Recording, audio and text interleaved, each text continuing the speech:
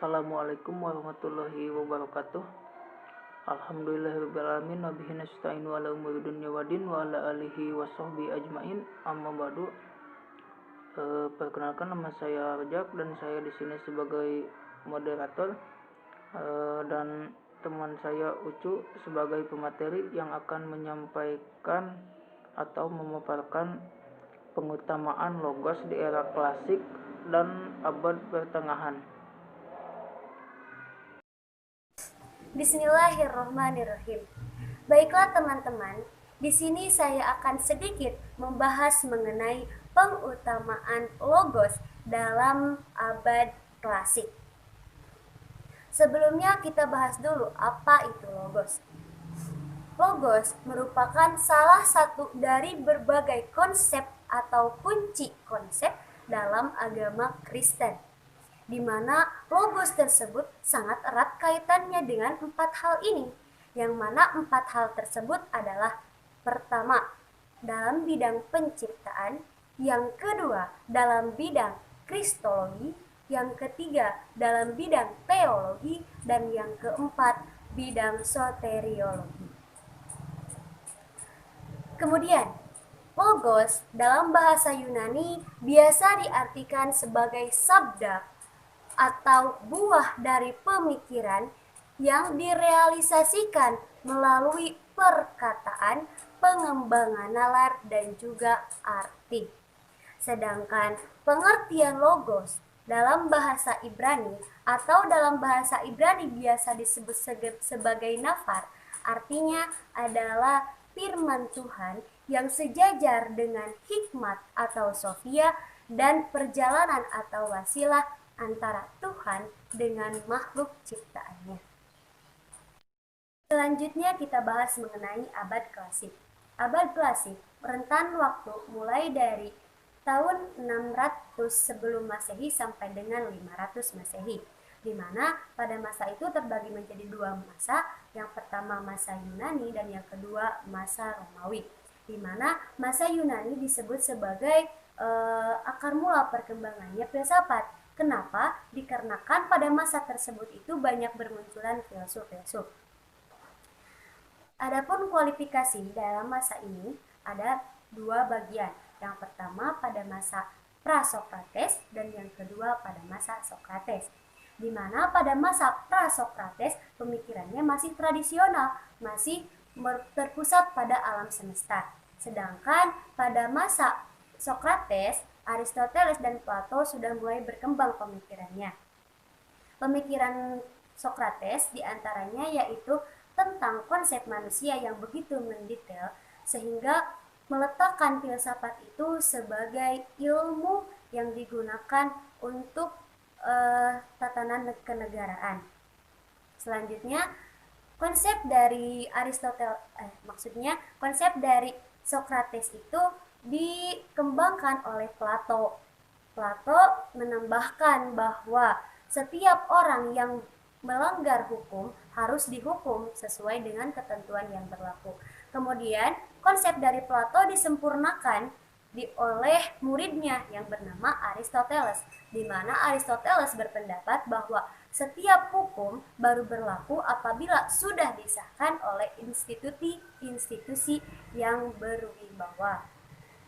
Sedangkan pada zaman yang kedua yaitu zaman Romawi, di sana mulai mengembangkan pemikiran-pemikiran tentang ketatanegaraan. Baik, saya akan melanjutkan materi pembelajaran filsafat ilmu kali ini.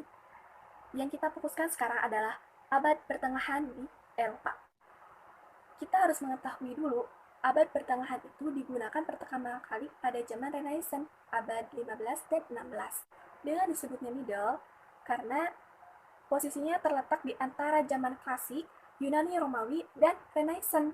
Bagi orang Renaissance, abad pertengahan adalah masa yang penuh dengan tahayul, kebodohan, dan barbarisme. Jadi, barbarisme itu terjadinya perang salib yang sudah beberapa kali. Abad pertengahan ini merupakan abad kebangkitan religi di Eropa. Filsafat abad pertengahan ini dengan unsur teologi Kristen. Nah, pada masa ini, agama berkembang dan mempengaruhi hampir seluruh kegiatan manusia hingga pemerintahannya. Sebagai konsekuensinya itu, sains yang telah berkembang di masa zaman klasik dipinggirkan dan dianggap lebih sebagai ilmu sihir yang mengalihkan perhatian manusia dari ketuhanan. Pada masa ini, ilmu pengetahuan dan kesenian ini dimanfaatkan untuk kepentingan religi. Selanjutnya, kita dapat membagi 4 periode pada abad pertengahan kali ini. Yang pertama, masa patristik, sekitar 354 sampai 877 yang dimulai dari Agustinus. Nah, pada masa patristik ini dikatakan ada kemajuan ya, karena banyaknya pendirian sekolah-sekolah dan penulisan literatur. Raja Charlemagne pengen mengulang kejayaan masa Romawi dengan memajukannya pendidikan. Tapi pada akhir abad ke-9 sampai ke-11 ini terjadi masa ke-8. Kenapa? Karena minim sangat catatan atau momen filsafat dengan belum diketahui adanya kegiatan intelektual baru masa kebangkitan, yaitu pada awal abad ke-12, di mana mereka memiliki banyak filsuf yang sangat penting seperti Anselmus, Pater Abelard. Kenapa bisa bangkit? Karena muncul karya-karya zaman klasik atau disebut Yunani dan direbutnya Spanyol dari orang-orang Islam, mencapai puncaknya pada masa skolastik, yaitu abad ke-12. Karena mulai munculnya universitas-universitas besar dengan metode pembelajarannya tentang teologi, seperti universitas di Oxford dan Paris. Di Oxford ini pemikirannya Platonisme dan Agustinisme, sedangkan di Paris itu Aristotelianisme. Dengan studinya di Oxford ini adalah matematis, dan sedangkan di Paris itu biologis dan Aristoteles. Kenapa munculnya universitas? Karena demi menghasilkan pengetahuan yang selaras dengan iman Kristen tersebut. Dengan skolastisisme ialah pendidikan filsafat di universitas yang dipicu oleh hadirnya teks-teks Yunani, klasik, dan Arab dari filsuf Islam. Terdapat gagasan besar pada abad pertengahan kali ini mempunyai 2 gagasan besar, sama seperti di Yunani, yaitu Plato dan Aristoteles. Sedangkan pada abad pertengahan ini terdapat Neoplatonisme dan Aristotelianisme. Nah, di mana Neoplatonisme ini awal yang dipengaruhi oleh agama-agama Timur. Agama Timur tersebut yaitu Mesir dan Mesopotamia yang dipengaruhi oleh pemikiran Barat dan Timur. Tokohnya itu Agustinus dan Anselmus, sedangkan Aristotelianisme yaitu Thomas Aquinas dan William Ockham. Memahami Tuhan ala Agustinus. Manusia memahami Tuhan bukan melalui panca indera, tetapi melalui pikiran yang kemudian memperoleh cahaya yang disebut dengan iluminasi. Sedangkan menurut Anselmus itu menggunakan iman dan nalar dalam pencariannya akan kebenaran. Menurut Thomas Aquinas, bahwa kebenaran tentang Tuhan dapat diketahui oleh rasio. Yang membedakan dengan filsuf lainnya tanpa bantuan atau wahyu ilahiyah. Sedangkan menurut William, bahwa manusia itu dapat mencapai kebenaran sejati tanpa filsafat, akal murni, tetapi iman dengan wahyu. Batasan bagi pengetahuan ilmiah atau sains, bagi Ockham, teologi tidak perlu digolongkan oleh sains, karena tugas teologi adalah merefleksikan iman. Filsafat dan teologi memiliki objek kajiannya sendiri.